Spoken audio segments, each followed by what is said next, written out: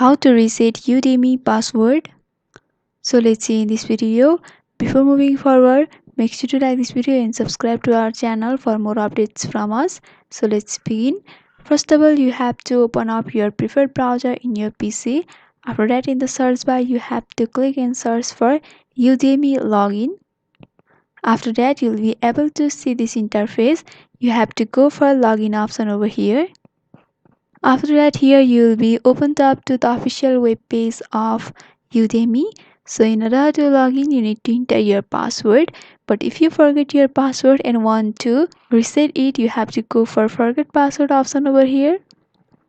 And you have to enter your email address where you want to receive your verification code or anything, and go for reset password.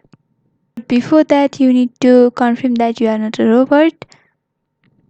For that, you need to solve some of the captcha, and after that you have to check your email where a resetting password email has been sent. And here you can see an email has been received, so you have to simply click on the change your password option, and you'll be opened up to the another browser where there are two text boxes. So here you have to enter your password, and in the second text box you have to enter your confirm password, and after entering you have to go for submit.